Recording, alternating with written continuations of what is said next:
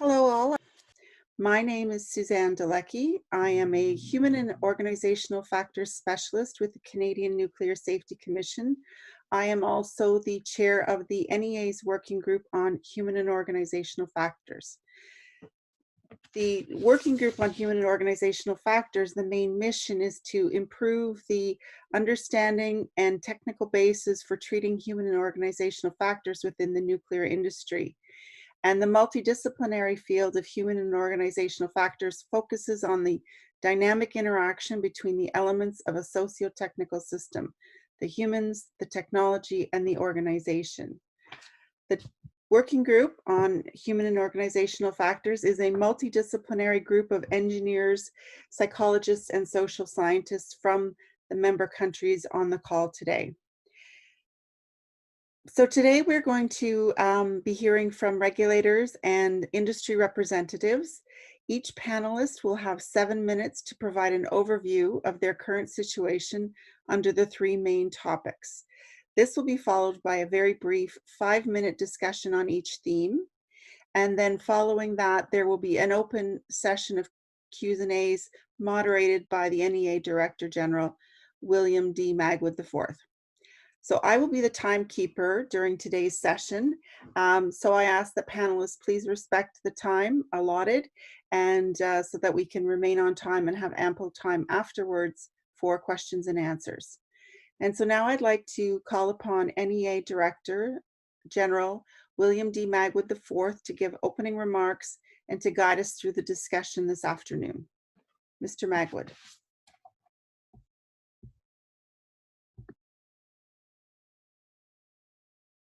This morning, this afternoon, this evening, depending on where you're listening to us from.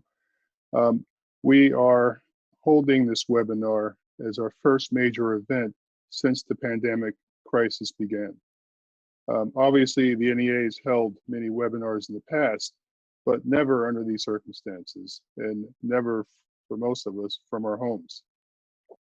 So it's both a very sobering and very exciting moment for us to be holding this discussion today. And I'm very grateful for all the work that's gone into preparing for this so quickly. I appreciate the work that Suzanne has done as chair of the Working Group on Human and Organizational Factors, and also the NEA staff, Yanni Ha, Pascal Bourassa, Ursula Honorable Dufu. All of them have worked very hard to make this successful. So thank you for your efforts. And also thank you to the panelists we'll be hearing from today who have taken time from their schedules to join us for this discussion. I'm very excited about the conversation we'll be having. When this pandemic began, it was clear that this was going to escalate quickly. And at the NEA, we dispatched our staff to telework relatively early in the crisis, in the middle of early March, because we saw that the situation was going to continue to escalate. I was very pleased to see that the staff was able to respond well to this and to continue the important work of the agency without very much interruption. So my congratulations to them. And I know that many of you hearing from us today are also working under unusual conditions. I know that many of you who are online, over 400 of you, are joining us from your homes as opposed to your offices. And I know for you, this is also an unusual situation. But think about the unusual situation at nuclear power plants around the world. They also have to respond to this emergency with caution. And we have been talking to many experts and many organizations around the world to understand how regulators and operators have been dealing with this. Today, you're going to hear some insights about what we have heard from experts and from leaders from different sectors. This crisis is very unusual in that in the past, whenever we had to deal with an emergency regarding the use of nuclear energy, it was because of some physical or technical issue. This time, we have a virus that attacks not our equipment, but our people. And that has taken us some time to absorb and to begin to figure out how we're going to manage the situation, because you can't operate any facility without people. And so our people are our biggest asset. They must be protected. but at the same time, we must assure nuclear safety and excellence in operations. Where do you strike that balance? That is really the conversation we'll be having today. I look forward to hearing what all of our experts today have to say, because this will begin a process that we at the NEA have undertaken to both absorb the immediate aspects of this crisis, but also to look at the long term. So as you listen today and as you formulate your questions for towards the end of this, please keep in mind that it isn't just a matter of thinking about what do we do now and what do we do next week, but what do we do 2 months from now and what do we do next year? That, I think, is going to be the true issue that we will be dealing with. So with that, we will begin the discussion with session 1. And as I said, getting the balance right, effective regulation is going to be a big aspect of that. So we have 2 very senior regulators who will be joining us today, and the first of which, Greg Lamar. Greg Lamar is Director General of Safety Management with the Canadian Nuclear Safety Commission in Canada. And I think he will have a very interesting perspective on this. So Greg, why don't you get us started? Thank you very much, Bill, and thanks to everyone at the NEA for providing us all with this opportunity today to come together. As Mr. Magwood was saying, we're really in unprecedented times here for the nuclear industry, I must say.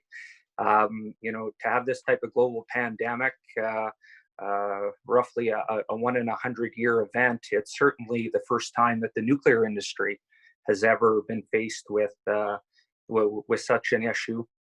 And I really have to lay out some kudos to the NEA and WAGOF for organizing this important event, and very much appreciate being afforded a couple of minutes to share a few insights, hopefully that will stir some further discussion as we move forward. So a couple of messages from my perspective, obviously talking about it through the regulatory body point of view. It's first and foremost the importance of maintaining a critical eye on safe operation of the plants while also providing some regulatory flexibility. And that really goes to Bill Magwood's points at the outset.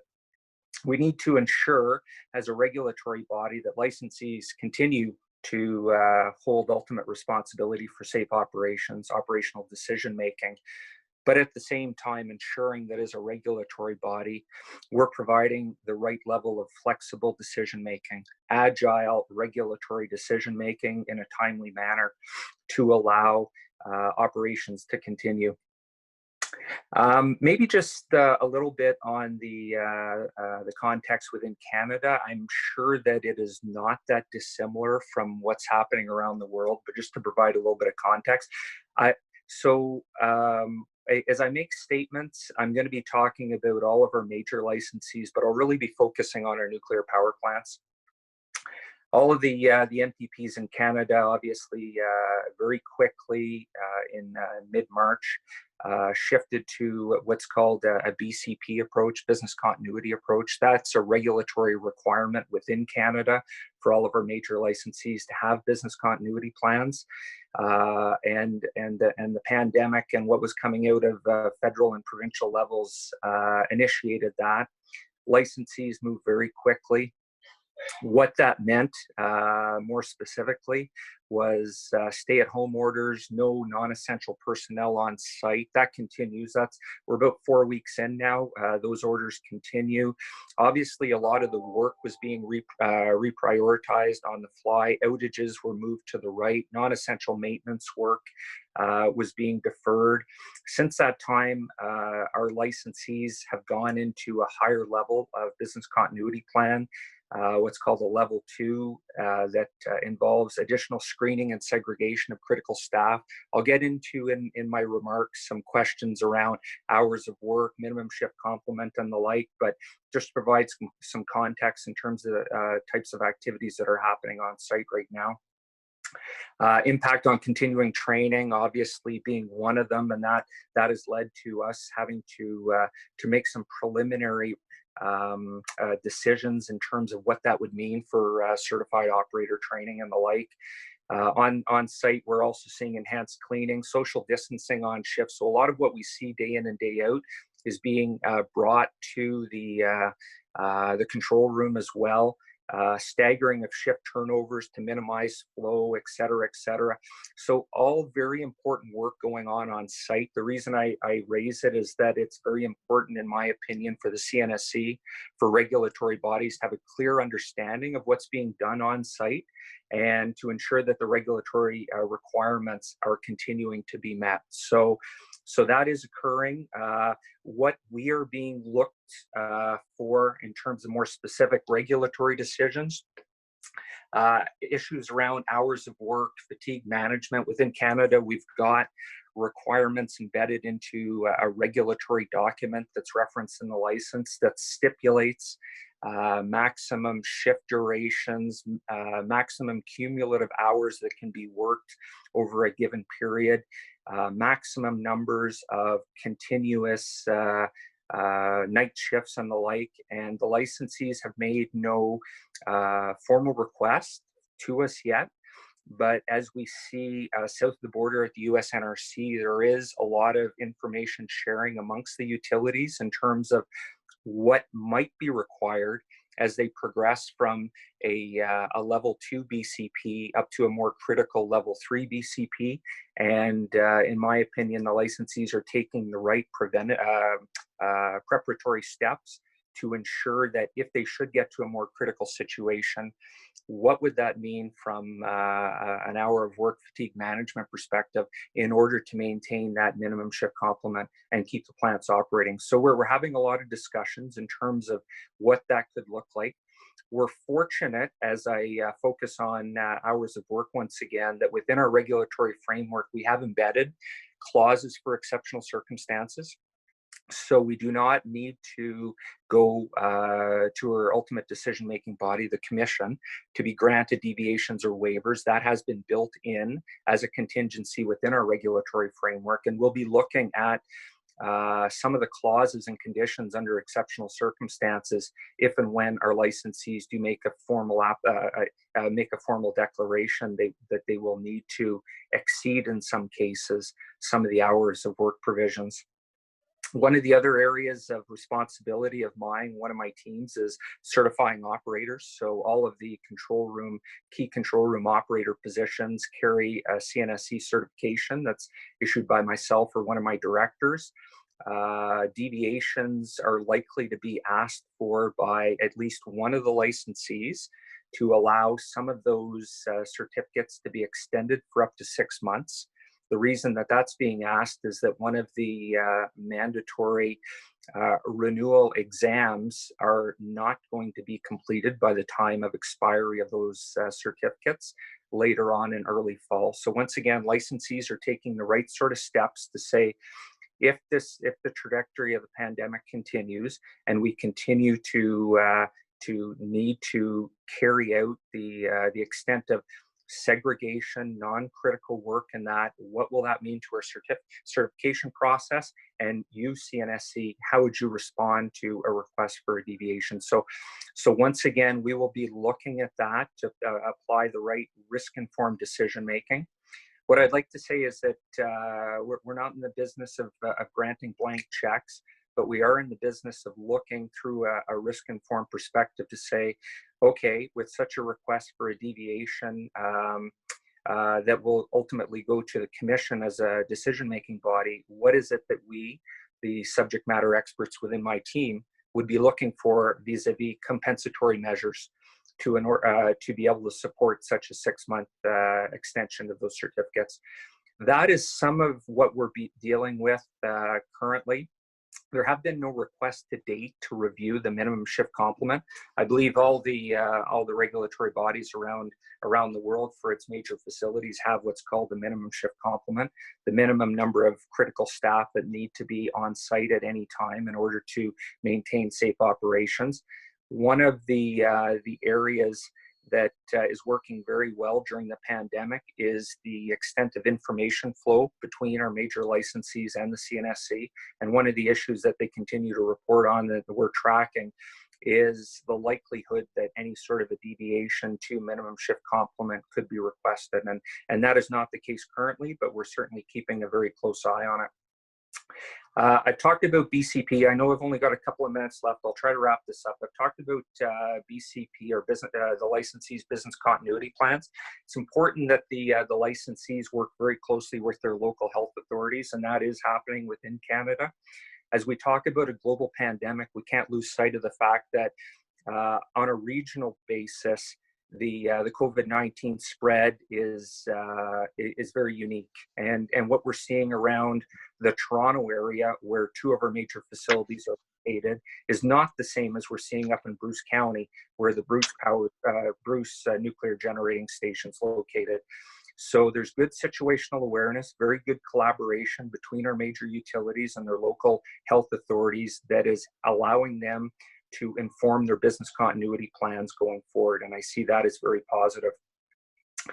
As we look forward now, over the next coming months, one of the things that we're trying to focus on is compliance verification done differently. Obviously, without having the site inspectors on site with subject matter experts supporting them, we're looking at the types of oversight that can be done more remotely, reassessing some of the information that we get, looking at greater use of remote technologies to do further desktop reviews, desktop inspections. So I see that also as another aspect of maintaining flexibility in our regulatory approach. Currently, we've really been focusing on critical work, and there was some critical licensing decisions that needed to be made, and those were done remotely, which was a huge success for us. As well as, I think people are aware, Darlington Unit 2 was coming out of refurb, and there were some critical return to work, hold point decisions that needed to be made. Those were made in a very expeditious fashion in those early weeks. Now we're getting around to discussing at the executive levels, what does the new normal look like for the next 2 to 3 months? How should we be doing compliance going forward, realizing that the situation is likely to remain for a period of time? So that's what we're focusing on right now. Question for all of us on this, as I'm sure everybody is already thinking, are what will our lessons learned be coming out of COVID-19? And how will that change the way that we do business, be it a regulator, be it a utility going forward? I know that we're grappling with those, and I'm sure people on the phone are as well. So perhaps with that, I'll leave it at that, and I'd be happy to answer any questions. Thank you very much. No, thank you very much, Greg. I think that was a very good overview, and it sounds very similar to the things we've been hearing from regulators around the world. So let's take a trip across the Atlantic and see what Mark Foy, who is the Chief Nuclear Officer for the UK Office of Nuclear Regulation, has to say about this. Mark, please. Thank you very much, Bill. It just dropped out as you introduced me previously. So a balanced approach to regulation, it's something that does require careful consideration. For us in the UK, and I suspect for many regulators across the globe, it's about not creating an undue burden on industry at this particularly unprecedented time with a global pandemic. But it's also a little bit like Greg intimated there about ensuring that we're able to gain suitable assurance regarding the continued nuclear safety and security of the sites and facilities that we have regulatory oversight of. Within the UK, we're working in line with a number of high-level principles that's informing what we do. The first one is about protecting our own people. We have a responsibility to our own workforce. They're our priority, and we're looking to minimise the risk of infection to our own staff and their households during the pandemic. But we also have other responsibilities around protecting the public and environment, and that has got to endure. We need to make sure that licensees and other duty holders continue to adequately resource and be able to operate safely and securely the nuclear facilities, nuclear power plants that they've got responsibility for. But it's also about having that balanced approach to regulation, continuing in the UK to try and adopt that enabling approach, but continuing to enforce and influence where we think it is appropriate to do so. We also still need to maintain that capability should an incident or an event occur coincident with the pandemic. But what we're doing to actually address this is prioritising our work appropriately, looking at areas of critical national infrastructure. So our operating reactors in the UK are part of our critical national infrastructure, and we will prioritise accordingly. but it's also about making the best use of technology, making that available to all our staff, because we've gone to home working, and I'll just touch on that in a second. It's about also being consistent at this time of crisis and ensuring that we engage with stakeholders. So we need to make sure that we inform government about our regulation and our view on the safety and security of the industry, but also others such as the NGOs, the public and such like at this time.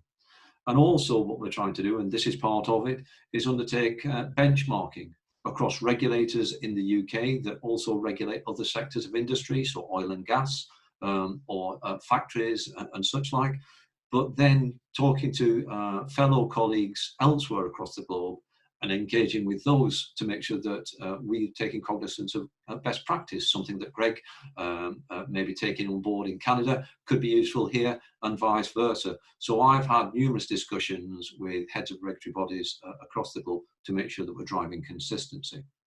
So what's the status in the UK and how we're doing it? At the outset of the pandemic in the UK, I wrote to all of the duty holders and licensees in the UK, in the nuclear industry, reminding them of their obligation to advise ONR as the regulator, should they believe that the impact of the pandemic is such that it's starting to look as though it will compromise their ability to operate safely, but also then if it's also going to have more significant impact in their ability to resource their emergency response scheme. How's that manifest itself? We now get daily returns in from every licensee in the UK. It was quite a bit of a work to get that into place, but these daily returns now give us an indication of how many people are off with the COVID virus, how many people are off in terms of having to self-isolate across the industry at all the different licensed sites.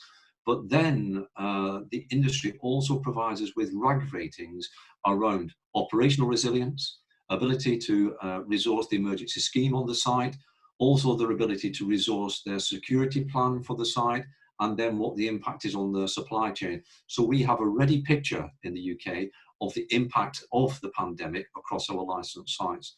We then consider that and roll that up and inform government of that type of data. And each week we provide a weekly report on our view of the status of the industry. Because we went to home working in ONR at the outset of the pandemic in the UK, all our staff were working from home. We were concerned about the impact that would have on them, and we've made sure that they have got all the appropriate equipment to work effectively from home. That also means that we've curtailed all site visits in this immediate future, in this immediate period. And the idea behind that is to reduce the burden on the industry, but also to protect our people. At some point, we will need to start to undertake interventions on the site. We don't have resident inspectors, and we'll have to look at where we believe we need to seek that further assurance on the site in a balanced manner with regards to that ongoing safety and security. It isn't appropriate in a prolonged pandemic that we don't do some type of interventions on the site to give us that continued independent assurance, and we're currently working on our plans on that. With regards to the industry itself, it went to non-essential work in many areas. So critical national infrastructure projects, as I mentioned, the power plants in the UK are such a critical national infrastructure, and they continue to operate. They are still going through outage periods and such like. But other sites, so we have Sellafield in the UK, Dounreay, we do reprocessing, waste management and such like. Those sites have moved to quiescent working wherever they believe it is possible to do so. That has reduced the levels of manpower on the site to significantly much lower levels. Still able to safely oversee the plant, still able to maintain their emergency scheme and such like. With regards to other areas, what we're starting to see now is some deal of anxiousness and anxiety from workforce, both within our own organisation and also on the licensees' sites as well, with regards to the reality of what we have here, a pandemic that is impacting large amounts of the population. So that anxiety people are having to consider in how they engage with their staff, the assurances they give them. very similar to Canada. We expect our duty holders and licensees to implement the various safeguarding measures around social distancing, sanitisation and such like, to minimise the impact to the people on those sites. And we do have concerns raised with us with regards that that's being implemented effectively. And we have followed that up to make sure that the duty holders and licensees do implement appropriate measures. In terms of looking to the future, as I say, we're currently, and we haven't done this before because it's, as I say, it's an extraordinary circumstance, we've developed risk assessments with regards to sending our staff to site that consider the impact of going out there while the pandemic is still present in the UK. And we will make lots of considerations there with regards to how they travel to site. Do they stay over? What hotels are available? There are lots of considerations that we need to think about now that we didn't have to consider at all previously. So, as I said, significant challenge for all of us. I think regulating at a distance is something that we are trying as well. We're actually doing virtual inspections where we're utilising site staff to video record things, take photographs, and we consider those in virtual meetings and look at the evidence and also the documentary evidence. So it is a different way of regulating. What's the legacy? I think we will definitely consider doing many things differently once we come out of the pandemic. I think globally there will be a requirement for us all to look at that. But what I would say is I believe that the impact of the COVID pandemic will be with us for a long time.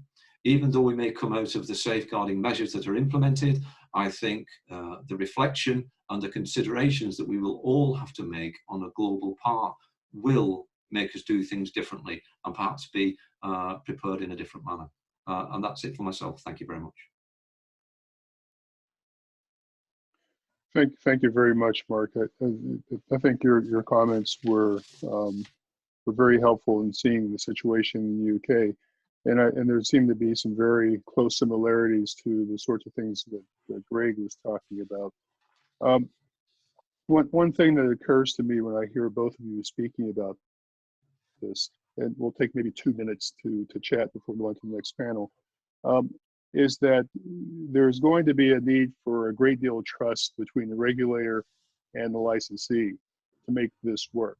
And I wonder if that might be a long-term legacy of this, or is there a possibility that that more responsibility, more trust, more self-inspection might be an outcome of this that might be a lasting legacy?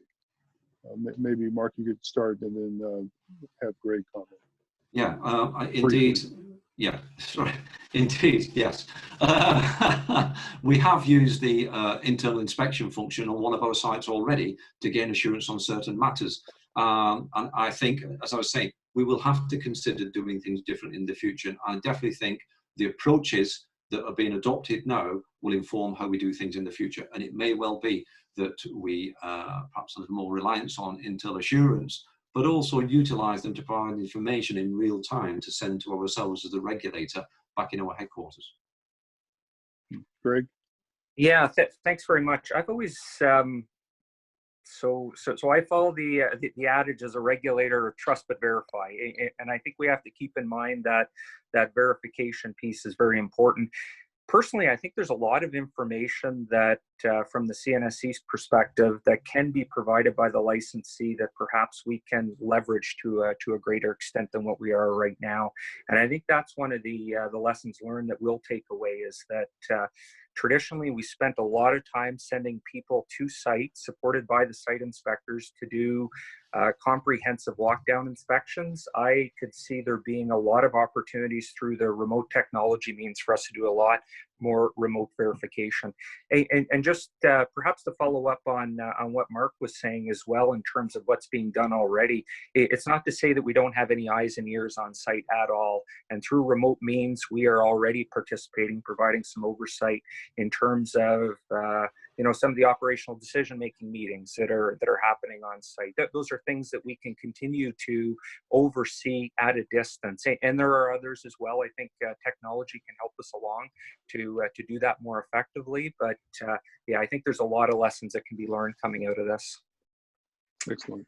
Well, my thanks to both of you. And I'm seeing questions coming in for both of you that we'll try to cover at the end. So I'll move on to the next panel, and this gives the sort of the other side of the lens of this part of this conversation. And Neil Wilmshurst, who is the Vice President, Chief Nuclear Officer of the Electric Power Research Institute, which is a U.S.-based organization funded by the electric power industry, but which actually has a very global footprint and has members across the world. So, Neil, you heard this conversation, and as you give your thoughts, perhaps you can add a few comments about what you heard. Okay, hey, thanks, Bill. Good morning from Charlotte, North Carolina. Yeah, this has impacted us the same way it's impacted many organizations. Just a personal anecdote, I was in Japan and China in January and February, and I caught the front end of this when I was led to the back room at immigration in JFK, returned to the country in mid-February.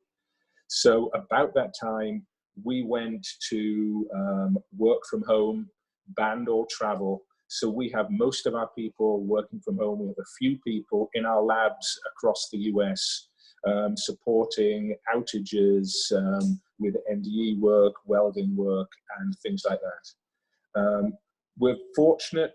We're very much a mobile organization, so we have the software tools, the network to enable our people to work from home. But as Bill said, we have this network of members around the world, through Asia, through Europe, through North and South America. What we're finding is not all companies were as prepared for this as others.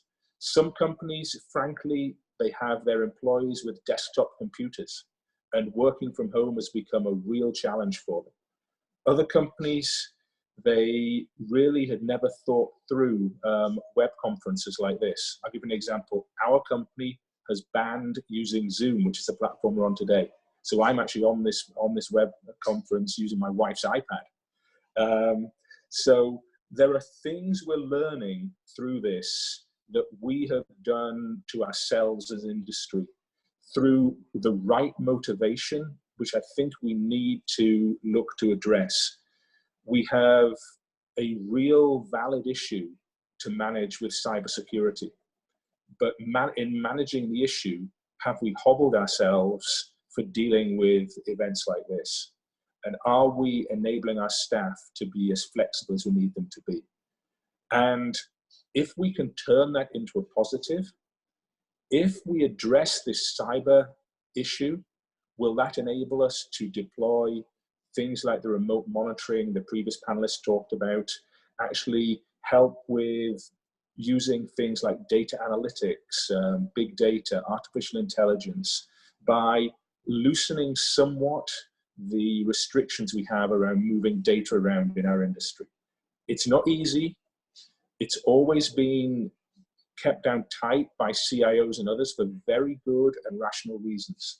But I suspect this pandemic may cause a conversation where people start to challenge some of the protocols in place that are being put there. Other things we're seeing, questions being asked about, what do I do if one of my control room operators falls sick? How do I sanitize my control room? What are the protocols? So we, in collaboration with many of our members, have spun up a research project around UVC, which is a well-known medical and food processing sanitizing technology. But what would that take to sanitize a control room? What would be the EMI, RFI impacts of having that technology? What would be the human performance impacts or the human health impacts of using that technology? So that's something we put into spinning up very quickly. Actually, overnight, last night, we had some equipment shipped to us from one of the UVC manufacturers at zero cost. So these manufacturers, even with the demands on the supply chain, have found a way to get equipment to us to do the testing on the EMI, RFI of these things. Another thing we're seeing, which again the previous panel talked around, is what I'll characterize as regulatory tension. We have utilities who are trying to keep the plants on, keep safe, keep the lights on. Regulators having to make a balanced decision on what is appropriate, what's not appropriate. So some countries are better placed than others. US, Canada, to some extent the UK, with more of a risk-informed decision-making paradigm, are finding it easier. Other countries where risk-informed decision-making has never been on the plate or is an aspiration, as in, say, Japan, are really starting to see that if there was a risk-informed decision-making paradigm, that they might be able to operate synergistically with the utilities somewhat better in this scenario. So something for a discussion going forward. Is this crisis something which enables the industry to have a constructive discussion around some level of risk-informed decision-making across the globe? Another thing we're seeing, which has been talked about with other panelists, is outages. Outages, we all know, have to happen, but we see all our members rigorously scrubbing scope to reduce the workload on people, reduce the number of vendors required to show up for these outages, and also to deal with things where specialist equipment, specialist personnel need to travel from outside a particular country to do that work, where clearly that is almost impossible to achieve at the moment. So there is a need going forward to manage these discussions. What are the right decisions to make to defer scope? What are the impacts of the deferring scope? And potentially more important, and something which is only coming on the radar screen, what is the impact of the bow wave we're creating, of actually deferring all this scope?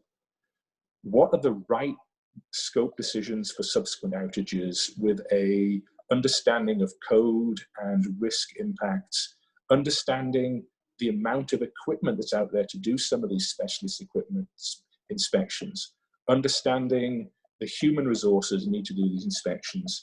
So something else we're starting to work on now is helping utilities through what these outage scope redefining could and should look like, whilst keeping the appropriate inspections done and clearly a strong focus on safety of the plants. Back to vendors. We know we all need the vendors to be there for us when we come out of this. I think we're already seeing the early prospect of some vendors consolidating, maybe some of the smaller vendors refocusing their efforts. So something we as EPRI have done is we've reached out to some of the key vendor partners we have, looking to understand their workload and actually try and sequence it with our workload, potentially moving some of our research up from future years if some of our key vendors have open bandwidth at the moment, because it's no good to any of us if some of these key facilities aren't there for us in 6 months' time. Training has also been touched on. Yeah, we're seeing the same thing. I think training for the industry may be transformed coming out of this.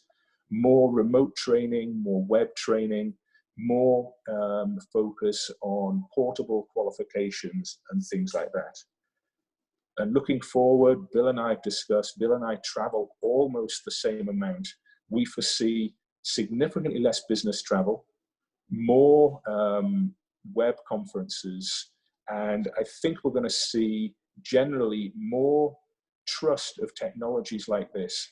And I reflect on a conversation I had with a US CNO a few years ago, where he was noting that he needed 50% of his engineering staff to do the work to keep the plant running, and another 50% in order to fulfill the outside commitments.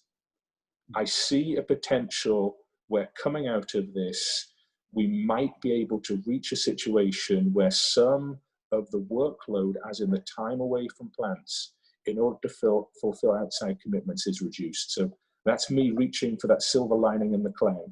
But I truly believe there's a way, as we did with Fukushima, we can take some of these tragic events we're working through and turn it into a positive for the industry. That's all from me. Excellent. Thank you very much, Neil. Very interesting comments. I particularly appreciate your comment about how risk-informed regulation might be given more consideration by more countries as a result of this. Ingemar Engkvist is Chief Executive Officer of the World Association of Nuclear Operators. While Ingemar has been around a long time, he's had this job for only a relatively short period of time. So, Ingemar, look forward to your comments. Thank you, Bill. Yeah, it's very unusual way of starting a new job with this pandemic to facing right now. Just short introduction what WANOJ is. This is the World Association of Nuclear Operators, and we have all commercial nuclear power operators as members. That is about 440 reactors worldwide. We operate through 4 regional centers: Atlanta, Moscow, Paris, and Tokyo. We just opened a branch office in Shanghai, and we have a coordination office in London, which is my workplace, but I'm sitting at home now like everybody else. The mission of WANOJ is to maximize safety and reliability of nuclear power plants worldwide by working together to assess, benchmark, and improve performance through mutual support, exchange of information, and emulation of best practices. And I think this is the moment where we actually exchange experiences. The situation has a significant effect on our operations. We are practically unable to do any of the site visits and peer reviews. Much of the work is now done through on remote, and we are trying to help our members to do good self-assessments, providing evidence to us of the quality of their operation. We have collected plans from many members and sites, and we have produced a summary document what the actions have been taken by the individual members. So I will go through that, and it might be a part of a repetition, but it gives you an overview of what is happening worldwide. I think EPRI had a very good view also on that. But of course, preparation is key, and as you said, some members are more prepared than others, have prepared better than others. Some members use a graded approach depending on the phase of the pandemic and have comprehensive procedures. Other members issued a single document with new rules to follow during this emergency. Usually, most members have activated their emergency crisis centers and committees. Relatives and families are included in the prevention plans, and of course, remote access IT tools are used as much as possible and have been secured when possible.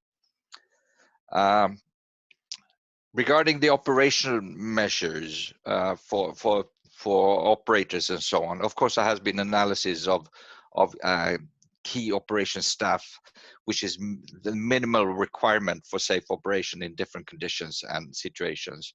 And as mentioned before, some members have limited the number of shift turnovers by increasing working hours, and also arrangement to ensure that these groups do not mix during shift turnovers. So actually shift turnovers are done sometimes by video so to minimize the contacts. Some members keep an emergency shift at all time, which can take over if the duty shift, you have problems in the duty shift. Preparations to enable operators and other essential staff to live on site when that is possible to keep operations running. If the coronavirus outbreak worsens, if there are more contamination, and that includes meals, laundry, beds, and so on. But that's not possible everywhere. But in some of our members, they have satellite cities just by the power plant where they can actually have people living. And many of the members relicensed former operators to build additional backup shifts. Even some calling back people that have retired are now being relicensed just to increase the resilience. Of course, there is a limit to entrance to main control rooms and health check of conditions needing to get in close contact with the operators. I said video is used very much. All simulator training is almost cancelled to free up shift teams and instructors. There are arrangement around dining areas and shuttles to get to the plant. Some of the relevant operation shifts are under self-quarantine, so they actually self-isolate. And there are certain members are considered to review the need of shutdown of a unit in case this becomes more problematic for an individual station. Regarding work management and materials, of course, there has been reviews about what maintenance works and surveillance tests can be postponed and moved to later dates without any effect on the formal requirements of safety of operations. But again, we might have to reconsider, I believe in the industry, what are the in-service inspections necessary to do based on, I think, a risk assessment. I think that's essential for making the life a little bit easier for the plants. There has been analysis of required materials and spare parts and what they have available. Again, also supplies for imports are difficult now, and also getting specialists on site is international specialists on site is difficult right now. And of course, as I said, possibility of postponing upcoming outages. They will operate on stretch out if possible. Maintenance outages are minimized to minimize especially the number of contractors on site. Some members have decided to do their outage only with their own staff without any contractors, but that of course is based on that they can actually minimize the scope. Shift teams for units in outage are minimized to an operational minimum just to spare resources. Of course, as said many times now, we are discovering new ways of working, and even the power plants do that. And much of the work at the power plants are also done remotely for staff that can do so, to minimize the number of staff on site and minimize the number of contacts between individuals. So telecommunication tools and video things are being developed and strengthened. It's not everywhere where this is possible. We see quite a difference across the world, the ability to work remotely and the use of you could say video conferencing and having access to the site on the IT systems. It's usually very much developed in Europe and I believe in the US. Less, I would say, in the former Eastern countries where they have less possibilities for this. But everybody's working to make this a possibility for now and for the future. Of course, the dining management and all these kind of hygienic things is reconsidered and rearranged. Entrances to the power plants, the access procedures have changed. They have separate separate entrances, whether it's operation teams or other staff at site, just to keep the contacts away. There's of course a very close health check on the individuals entering the site. Basically every staff member has to report if they have some kind of illness and are strongly requested to self-isolate if there is a suspicion of COVID-19.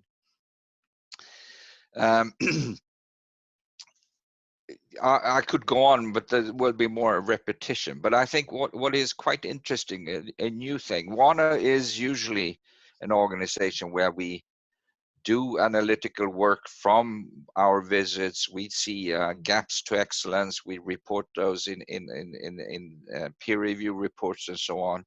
We are trying to get to a more flexible operation.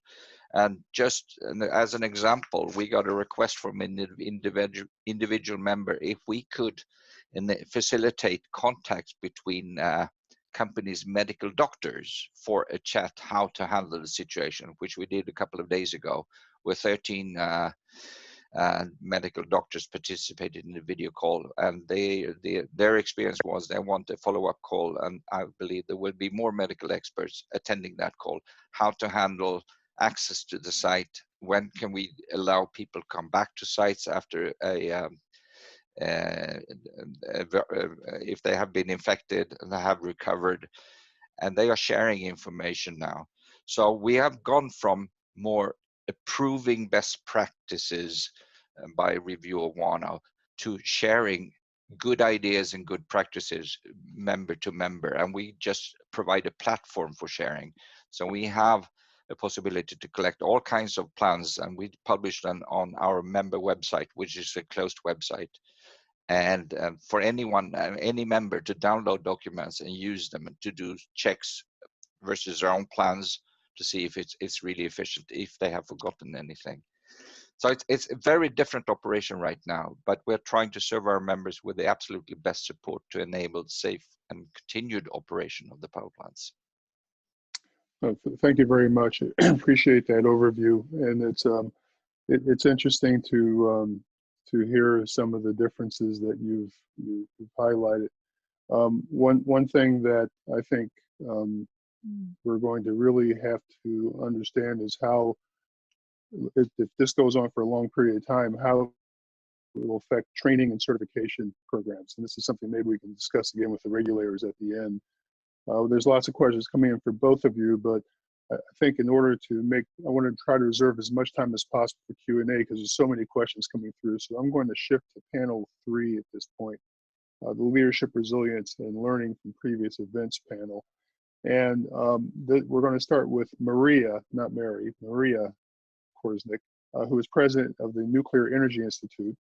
And I'll let her tell you about the Nuclear Energy Institute, but I'll also note that Maria, before coming to NEI, was the chief nuclear officer of the nuclear utility. So the leadership aspect, I think, is something that she can speak very well to. So Maria, please.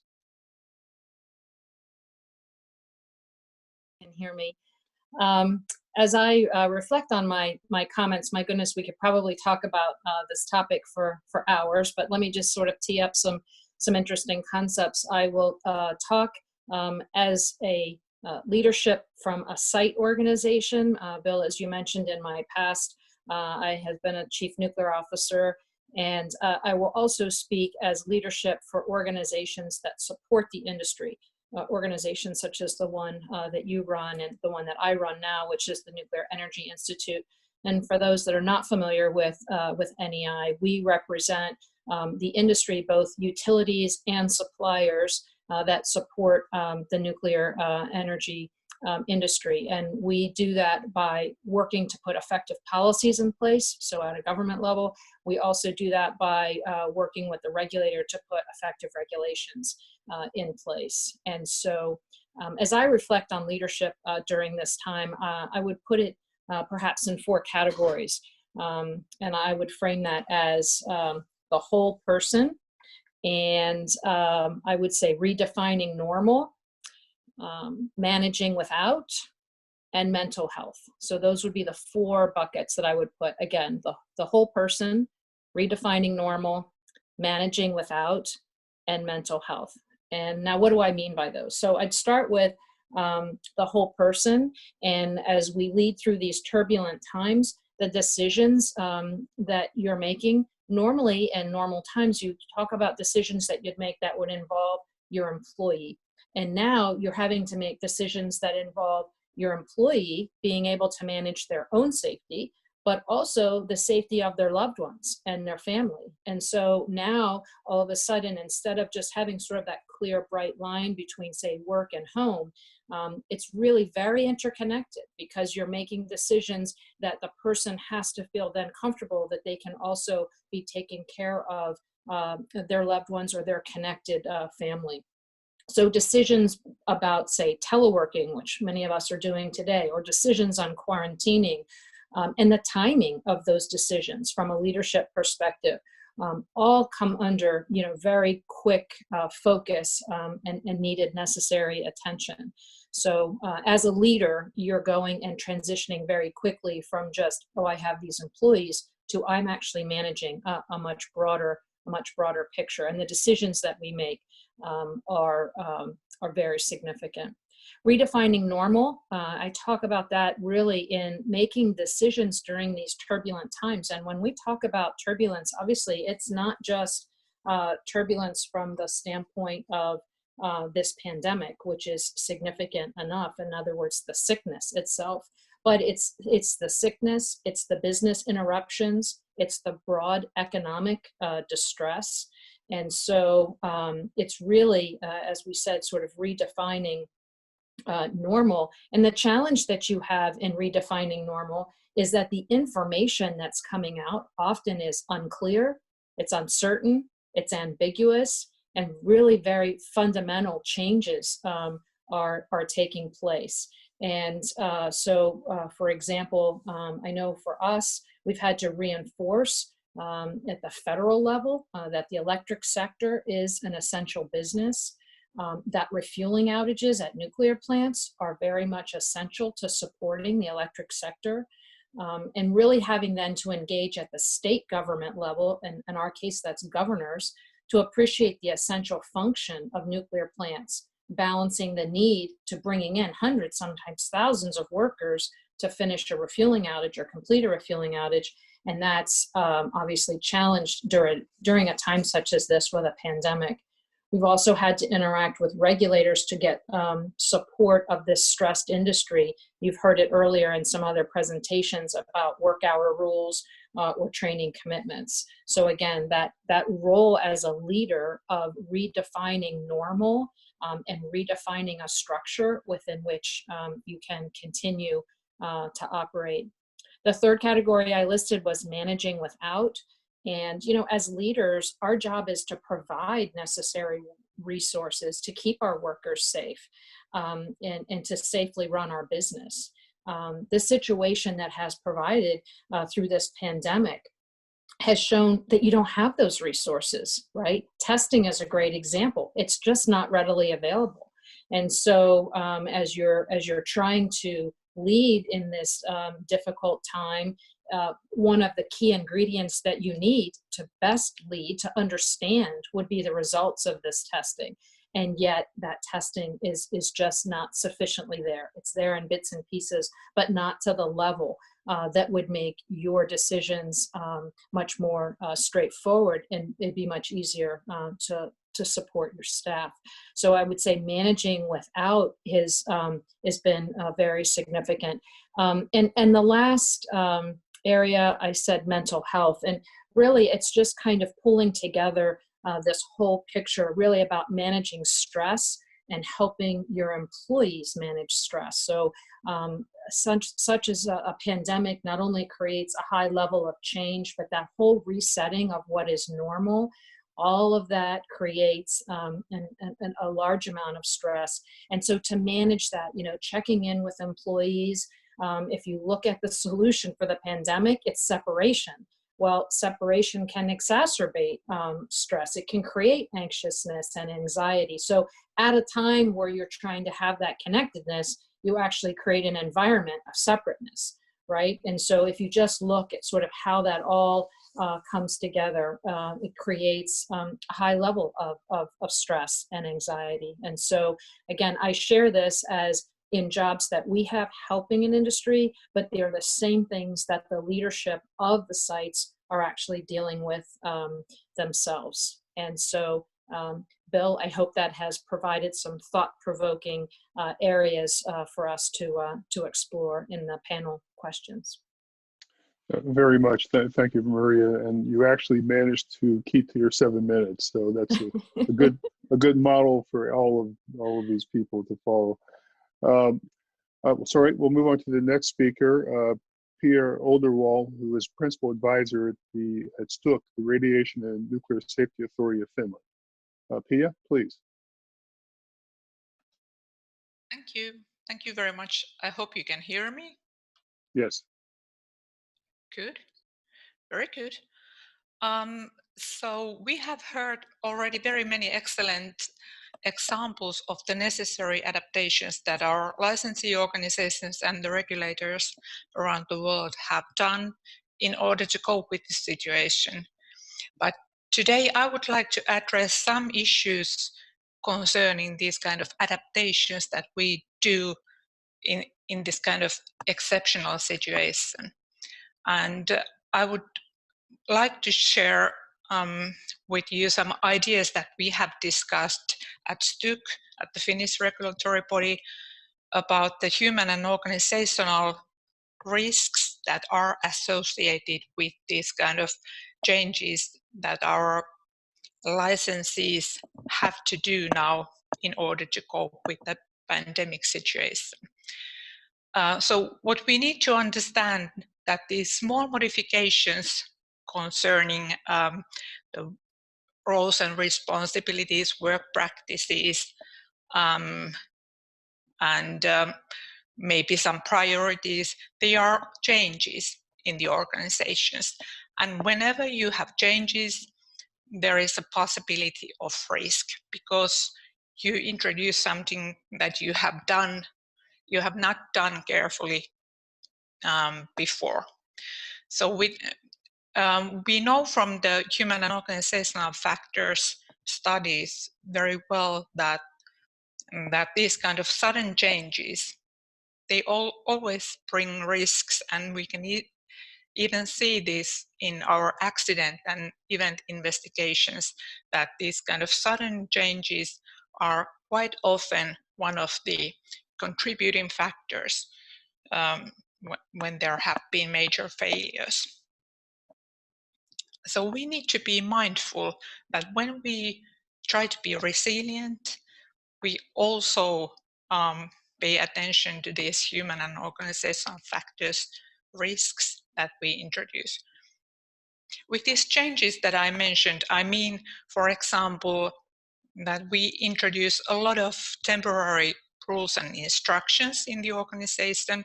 We have heard today how their entry to the site, for example, has changed, or access to control rooms may change, or shift turnover practices, or even execution of quality control inspections.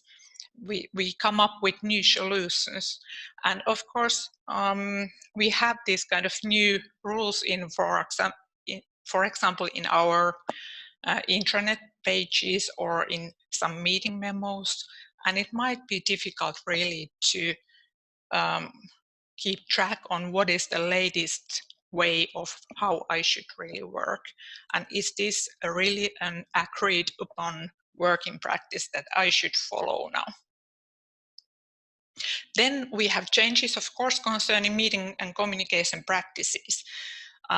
We are working from home. There is less and less face-to-face communication, which means that there might be increased risk of misunderstandings because we lack the non-verbal communication when we talk over phone or in video conferences. But we also might come up with less adequate decisions because we might not necessarily ask for help so often, or we might be reluctant to question, for example, our colleagues or supervisors when we are not meeting face-to-face, but we are in a video conference. And this is a very important thing to remember, that this affects our ability as social human beings to really understand and come up with the big picture. There are changes in decision making also. At least what we can see, the frequency of decision making meetings is higher nowadays. There are many issues that our managers and leaders need to solve and take a stance on. And therefore, there might be cases where they don't have enough time or enough possibilities to utilize experts' opinion, and sometimes we might miss some important aspects when we do a lot of decisions in a very short time frame. frame. There are individual level changes due to sick leaves, for example, or if foreign subcontractor workers cannot access the site and we need to find new workers or use deputies or other stuff. And that may create a risk again that those individuals are less experienced, we don't know them so well, and so on. And of course, as many of the panelists have already mentioned, we have changes concerning outage schedules and scope. We need to possibly postpone or reschedule our modification projects and so on. And the decision making that we do around these topics should be very careful. So if we reschedule installation works, there are many interdependencies with other tasks. Are we able to really analyze those in a very heavily stressed situation where we really have to do these kind of decisions quickly? So these are the kind of human and organizational factors, risks that we can easily identify in this situation, and in my opinion, we can mitigate these kind of risks. It just means that we have to be mindful about the situation. We have to acknowledge that we are changing something, and changes need to be managed, even though they seem very mundane and minor changes. When I talk to people in our organization, at the regulatory body, or people from the utilities, many of them say that we are working almost normally. Everything is like normally. But this is actually not the case. If you look at the ways individuals work and ways they execute many of their daily activities, they have changed a lot. Of course, what is normal is that we are not in the stage of emergency and our utilities are running as they are supposed to. So in practice, I think what we need to do is, in order to be resilient, we need to pay attention to the decision-making practices. They need to be both agile and open for innovation, but they also need to consider the safety aspects very thoroughly, and especially from the human and organizational factors perspective. We should remember to ask questions like that. Do we have up-to-date instructions to do this kind of activity this way? Do we have enough personnel? What if we have to take in new individuals? Do we have possibilities for training in these circumstances? What if something goes wrong? Do we have contingency plans and so on? These are very practical, everyday questions that we need to ask. But having said that, I also think that we have to pay attention to leadership. And our leaders need special characteristics in these kinds of days. They both need to encourage people and create good spirit, but they at the same time have to really appreciate uncertainties, and they have to be able to avoid this kind of false sense of security that everything is business as usual. So they need to take feedback, and they need to be humble enough to change their opinions and orders if they receive new information and if the situation changes. Thank you. Thank you very much. We made some very interesting comments, and we've gotten some questions for you. So we'll move to the last, but certainly not least speaker, which is Bill Webster, who is chairman of the Japan Nuclear Safety Institute, JANSI, who is also joined by a colleague, Mr. I'm afraid Yamazaki-san is going to be backing you up for any questions, I understand. And previously, Bill was a senior official with the Institute for Nuclear Power Operations. So he has a vast amount of experience in dealing with situations in nuclear operations. So Bill, I'm looking forward very much to your comments. Well, thank you, Bill, and thank you for pulling this webinar together today. Certainly the conversations have been very, very timely and informative. I'm going to be speaking as the chairman of the Japanese Nuclear Safety Institute, but my comments are going to be informed with quite a bit of work I do in the United States, particularly as a member of the Duke Energy Board of Directors and kind of the broader experience of maintaining electric reliability within the Duke system. As you are aware, the situation in Japan is changing rather rapidly. Specifically, a state of emergency was declared by the Japanese government earlier this week, and it really affects the Tokyo metropolitan area, Osaka, and Fukuoka specifically. At the end of my comments, I am going to ask Mr. Yamazaki to just briefly give us an update on Japan and kind of where we are there. At John C., we implemented our pandemic response in February of this year, and our priorities have been very similar to what others have done in terms of the health and safety of employees and our industry guests. And we put high priority on John C. not becoming a source of spread of the coronavirus because we literally have hundreds of visitors a month coming in and out of John C. And our actions have escalated along with the recommendations from the Tokyo metropolitan area government. And today all John C. employees are working from home. Dr. Magwood asked me to consider the situation we now confront in light of what did we learn from Fukushima. And so I kind of this week tried to use that as a bit of a framework, is how do we approach something that none of us really had imagined we'd be dealing with at the level we're dealing with today, which certainly was the kind of an underpinning issue associated with Fukushima. And to really think in terms of what are those lessons that might be applicable to us today. I am focusing largely at the plant level in this discussion, but there's just a few overarching imperatives that I want to mention, and they've been mentioned before. The first is that the electrical system is vital to our successful resolution of this coronavirus pandemic, and we must preserve and protect that at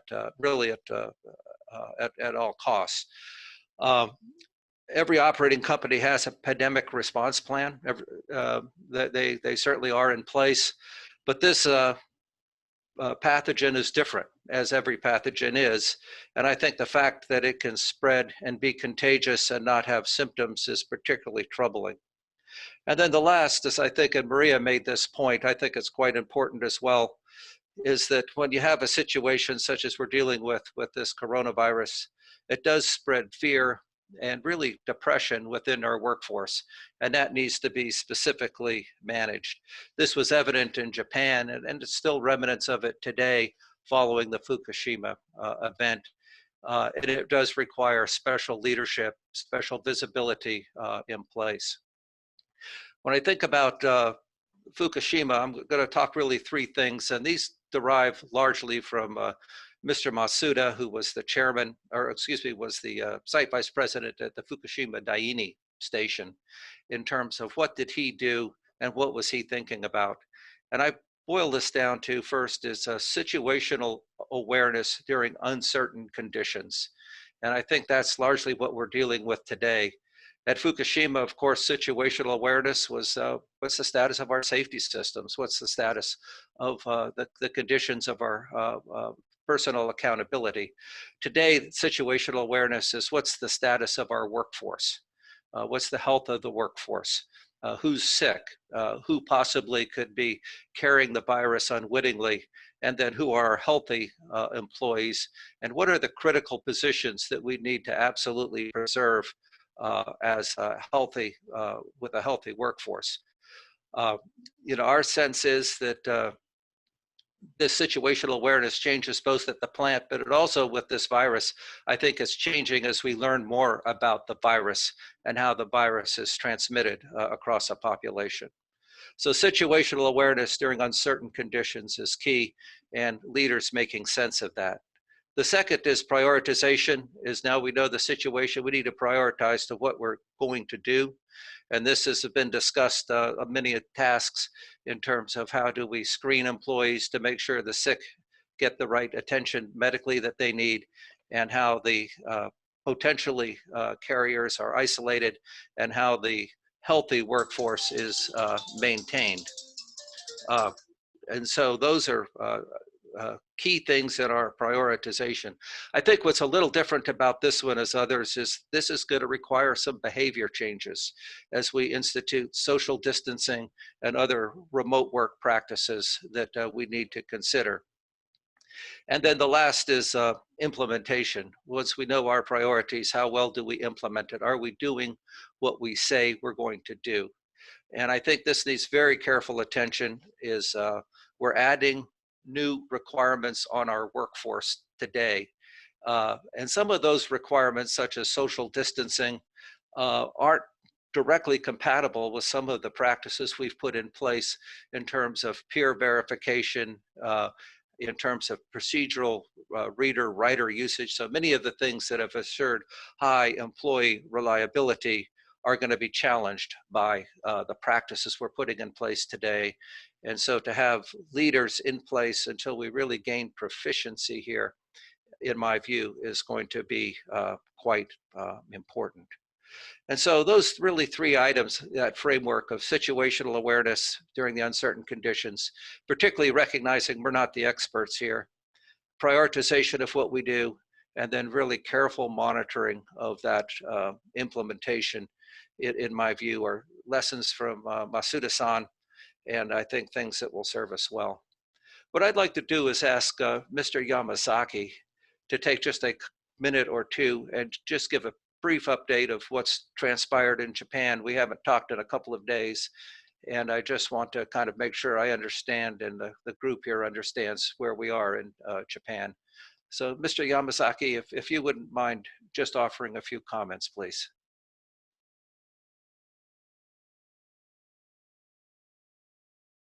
I'm Hiromi Yamazaki. I'm attending the meeting from Tokyo. As Mr. Webster stated, the Japanese government declared state of emergency for the big cities such as Tokyo and Osaka on April 7th. The number of identified people, infected people started to increase rapidly during the last 2 weeks. And the number is now over 5,000, and the number of deaths exceeded 100. Situation in Japan may be 2 weeks behind that of European countries and US. So far, there has been no report of infection among plant power station workforce in Japan, and all the utilities have had established pandemic response plans. They are now taking special care not to get power station workforce infected. So far, outage works and large-scale safety improvement construction work have not been affected. Since Japan is 2 weeks behind you, I believe Japanese industry can learn much from the latest experience in Europe and US. And in this context, I would count on WANOJ to share up-to-date information around the globe. Thank you. Thank you very much. And that concludes our remarks, Bill. Thank you very much. I appreciate all four of you. The comments were very interesting, and we have a lot of questions coming in. And I'm aware that Mark Foy is going to have to depart a bit early.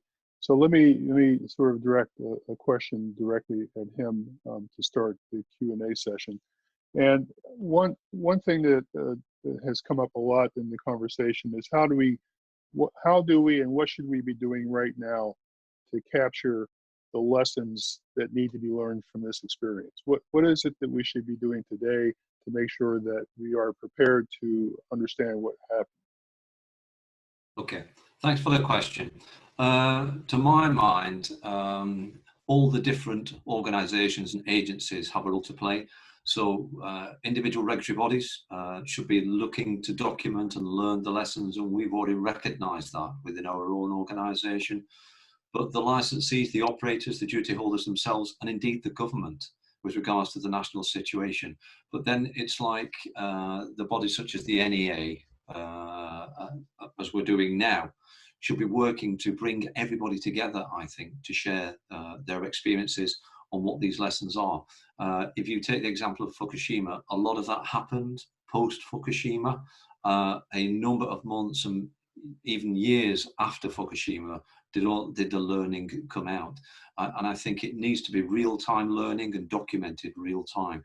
So as I say, each party, each body needs to be looking at what the lessons are for it, and then how that plays into the national and then the international picture. And it's up to then these national agencies such as the NEA and the IEA to bring people together and document them for global use. But in a quick time, Bill. I appreciate that. And before you disappear, one last question. This is one that Neil Wilmshurst prompted about risk-informed regulation and how this might be another reason to use this methodology by regulatory organizations. And as you know, as leader in the regulatory community, not everyone looks at this subject the same way. Perhaps you can make a comment about that.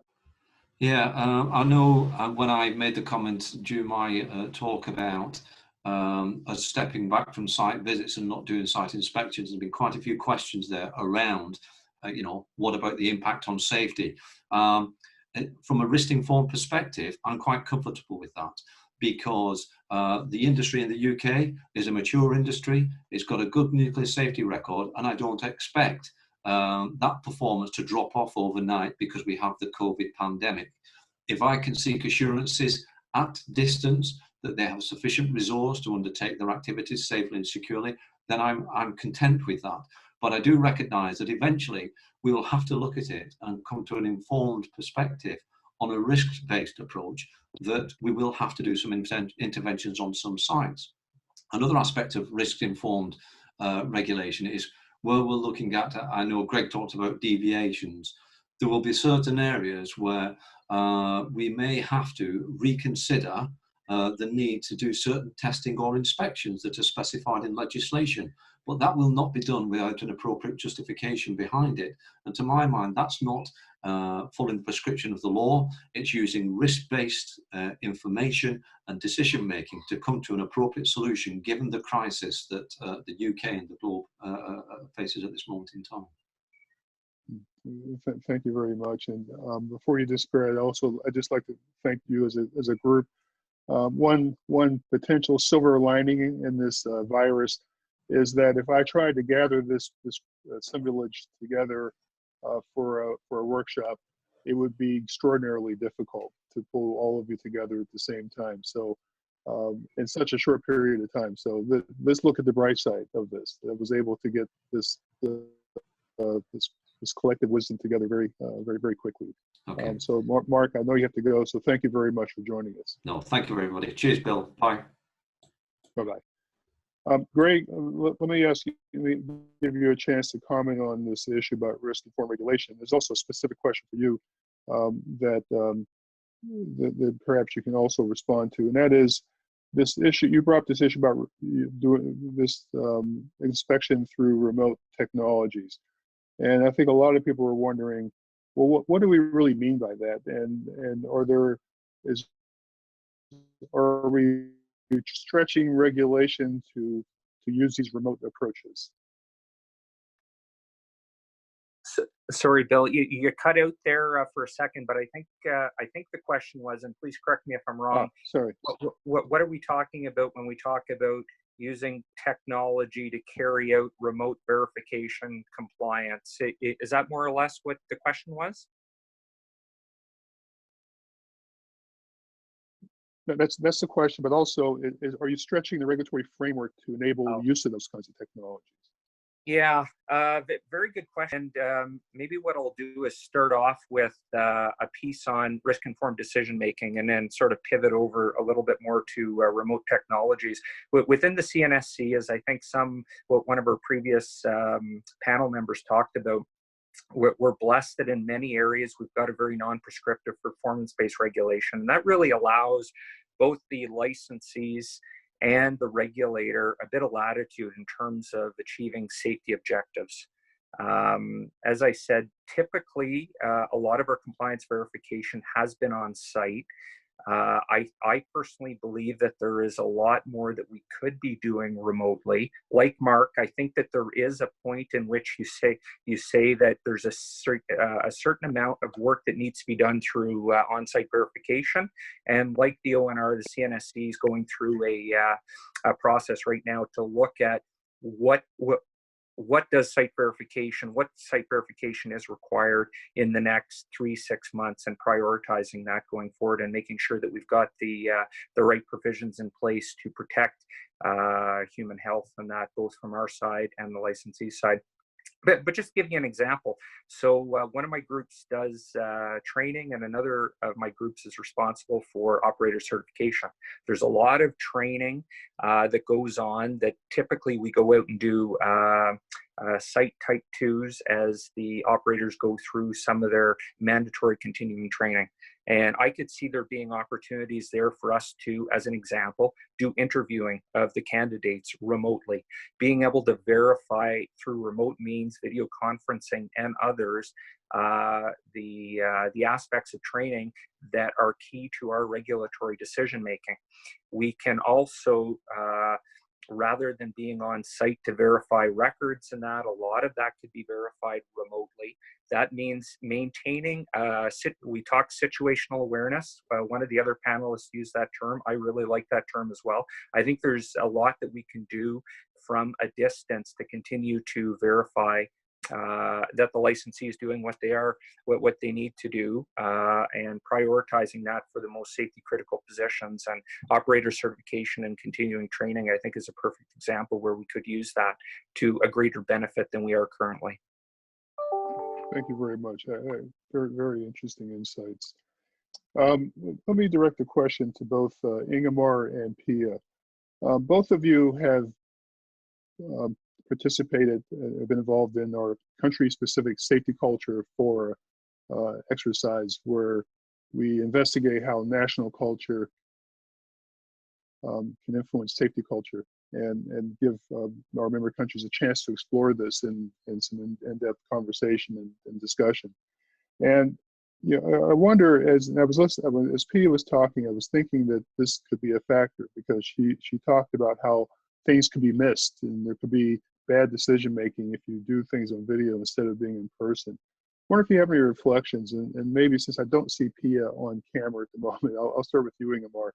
What do you think about that? Do you think they're actually and I know that WANO is very conscious of the cultural differences of its members as you go around the world and you do assessments. Do you think there's some cultures where the video might actually be a difficult thing to use and adopt, even if you have the right equipment, because people may not be able to communicate effectively on video? Yes, indeed. I still believe, maybe I'm old-fashioned, but I believe that the social context has an impact on decision making. I believe being physically present when a topic is discussed, there are some of those aspects being lost if you do it by video. I'm certain, but for specific issues, I think we've learned that video conferencing works fine. I mean, I sit on video conferences all day now in contact with my staff, and I do, these social chats by video now instead of by the coffee machine and so on. So of course we can do a lot remotely.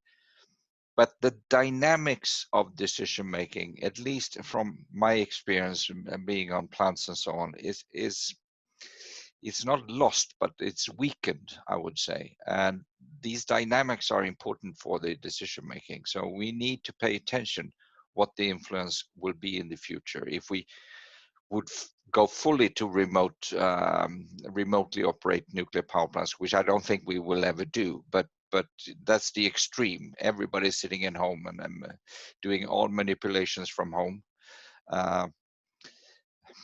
You don't get the which is important to me, you cannot sense the feelings of the other individual in a certain situation by video. So that's my comment. Yeah. Yes, thank you for the question. It's very interesting. I think that in the Finnish context, video conferencing is not a major issue since we are very fact-based in our communication anyway. However, if I think about more sensitive issues, more difficult topics that we have to discuss, and maybe if we have to question somebody, then it's very difficult. But I think this is universal thing. It's not only a Finnish thing. Thank you. I have a specific question for you. I think that some of our audience are concerned about, in the context of this virus crisis, are there human factors, human aspects of safety that are really major concerns, or the higher level concerns of risk? And what do you think those are? Is it lack of training? Is it stress? Is it staff that might be unable to perform their duties? What do you see? What do you think that the most important human factor from a safety standpoint might be during this crisis? Personally, I believe it's the combination of these effects. So it's the accumulation of all these different changes and all the different stress and strain factors. Of course, there are factors like a lack of training for subcontractors and new individuals, diminished possibilities for supervision or mentoring or support.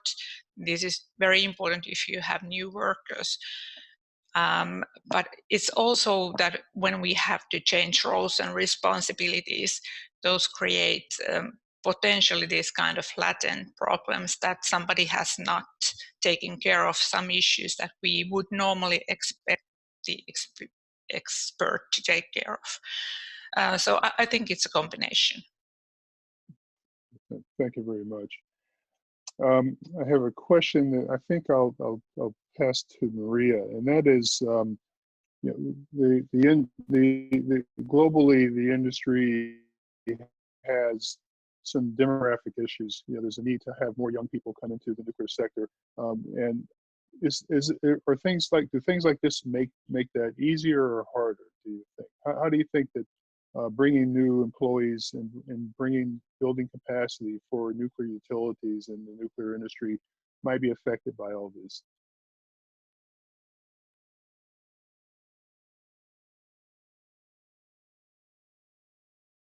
Maria, you're still muted.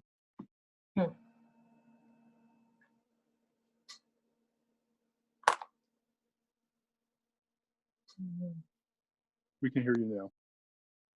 Can you hear me now? Okay, great, thanks.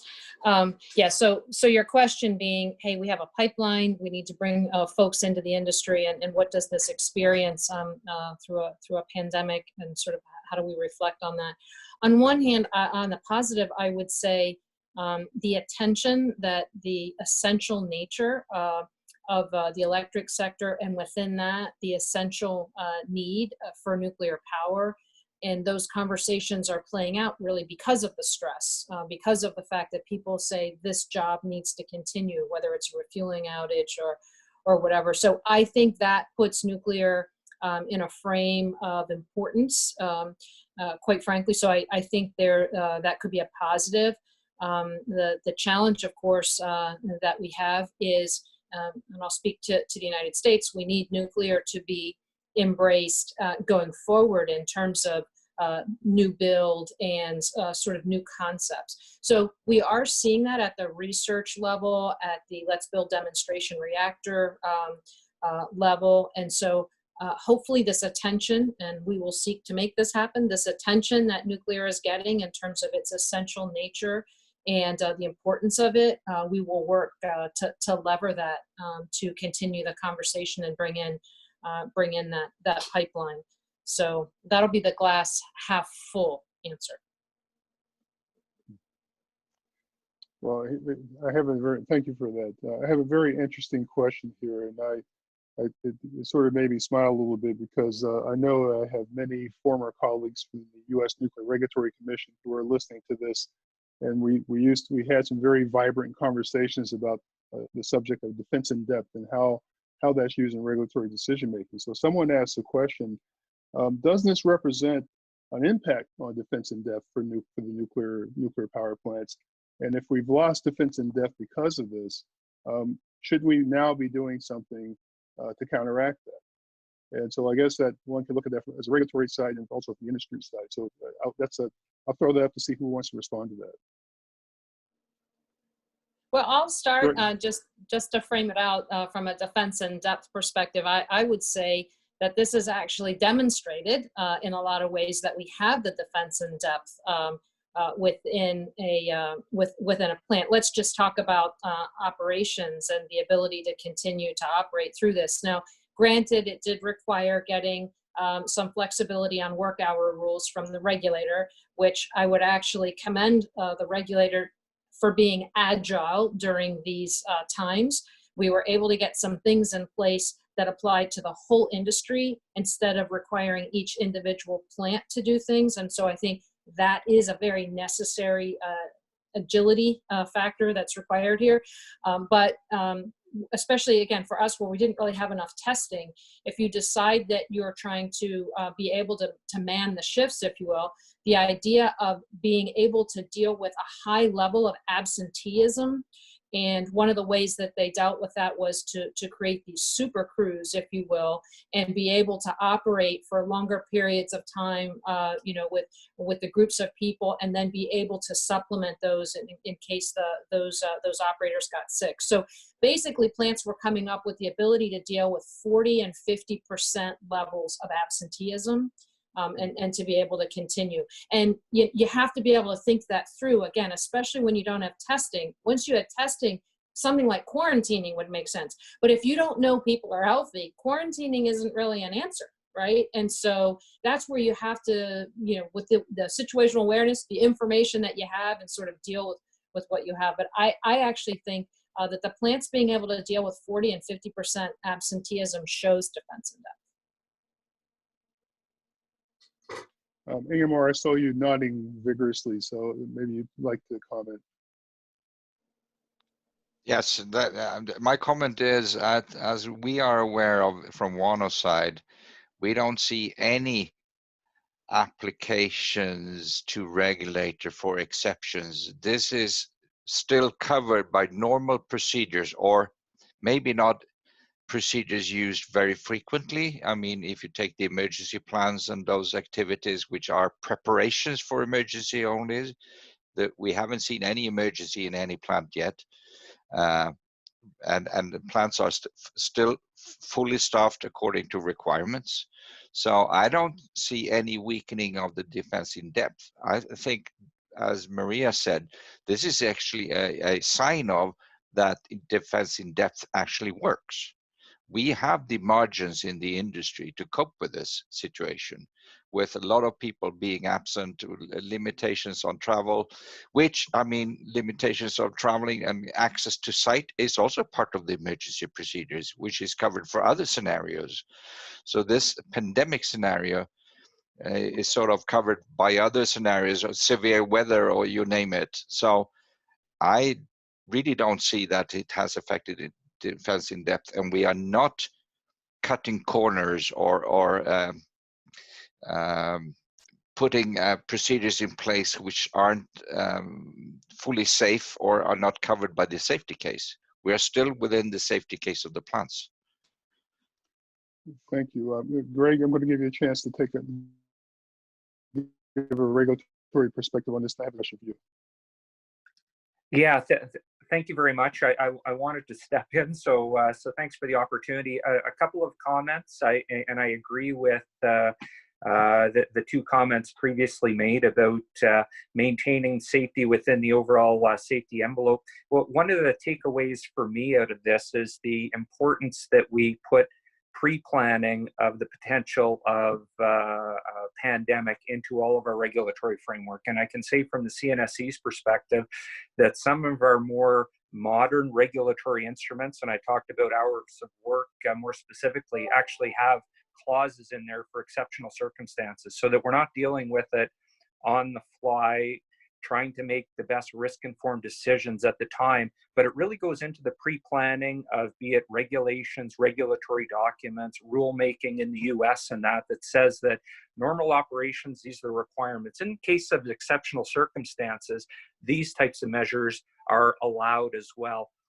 And then I think the question also went to, is there an erosion of defense in depth? And I would agree with the other participants. I don't think there is, because of the fact that there needs to be some compensatory measures put in place, and some of that can revolve around the time at risk pieces that need to be put on the table. Some of that can be what is going to be done by the licensee to ensure safety if the normal operation limits are going to be exceeded for a period of time, and that can be things such as greater reporting, additional oversight by supervisory or oversight, et cetera, et cetera. So I think that's all part of the solution in this case, and I hope that answers the question. So here's a specific one that was directed to you, and that is, what is the minimum number of staff that you think is needed to operate safely? Are there specific guidelines in Canada on this point? And if there isn't, how do you make a risk-informed decision about what minimum staffing looks like? Yeah, very interesting. We just had this question actually that was raised by one of our other federal partners the other day. So we went through the exercise of pulling up what the minimum staff complement was for each of our major facilities. So I won't go into the specifics other than to say that we've got a regulatory document that requires that each of our major licensees put forth a modeling scenario to outline what their minimum staff complement is. And what I can say is that it's different for Pickering than it is for Bruce, than it is for Point Lepreau. It's the minimum number of people that need to be on site at any given time in order to deal with consequences of an accident, basically. So as I said, it's a robust methodology that's put forth by the licensees, that's reviewed and accepted by the licensee, by the regulatory body, and then is embedded into our licensing basis for a given facility.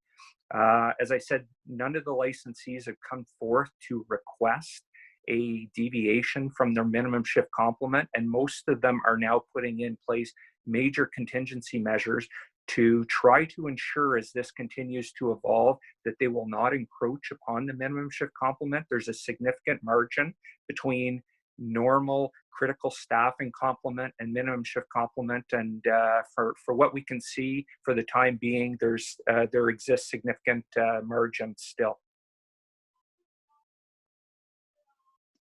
Well, let me appreciate that very much. And let me ask a similar question to our colleagues from JANSI, because as I recall from the NRA regulations, there are minimum staffing requirements that are very rigorous.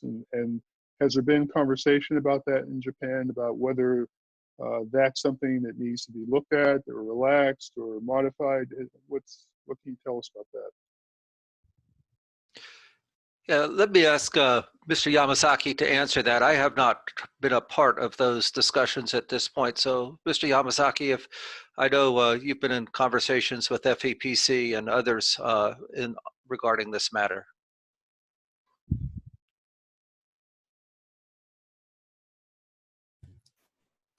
Yes, I don't know the exact number for number of the people who should remain at the control room, but usually utilities have extra staff on each shift, and usually there are 5 crews, and for two shifts in one day. So 2 crews are running the plant, and one is for day off, and one is for the education, and one is for on the desk work. So there are a lot of redundancy for the operating tasks. So far, they can manage the power plant, and there have been no, I think there have been no discussion between NRA and the utilities about the minimum number of operating crews, because the situation in Japan is not so severe right now. But maybe in the future we have to, I think we have to discuss such kind of things with NRA. Thank you very much. I appreciate that. We'll be watching that very closely. So we're down to our last few minutes here, and I do have one question that I'm sure all of you would love to answer. But since Neil didn't have a chance to get a question, I'm going to give this to him and give him exactly 1 minute to answer it. And that is, Neil, if you're ready for this, what if this goes on for another 6 to 8 months? What does the world look like in terms of the nuclear operations? What does this do to us if it goes on and on and on? Okay, so I saw all the other panelists. I saw everyone else smile as I got asked that question. So, yeah, if the world looks like this in 6 to 8 months, I don't know. A lot different, an awful lot different. What I'm thinking, to try and spin the question another way, I would say that when we do come out of this, that we're going to be different, but also all the other challenges are still going to be there. Climate change is going to be there. There's probably going to be a increased focus on the fact that the planet's controlling us, we don't control the planet. And my perspective is, and I think to build on what Maria was talking about, that nuclear is going to show through the next 6 to 8 months how important it is. And at the end of this, I think the world may recognize just how vital nuclear is, and we have to be ready for our role in that climate change discussion. So I didn't really answer the question, I kind of spun it my way, so I apologize. You must have been spending a lot of time in Washington lately. All right, well, I, again, appreciate all of you. I think this has been a very interesting conversation, very worthwhile. Thank you for joining us. And I think that we will be taking a lot of what you've said to consider our next steps at the NEA. Our various working groups, we have one on safety culture, we have a Suzanne's working group on human organizational factors, we have other groups that will be thinking about these issues. And perhaps, Suzanne, if you have some thoughts about what you heard, any impressions you want to reflect before we close, please, the floor is yours. Thank you for that opportunity. I think probably we could have spent 2 hours on each of the 3 themes, and certainly there is additional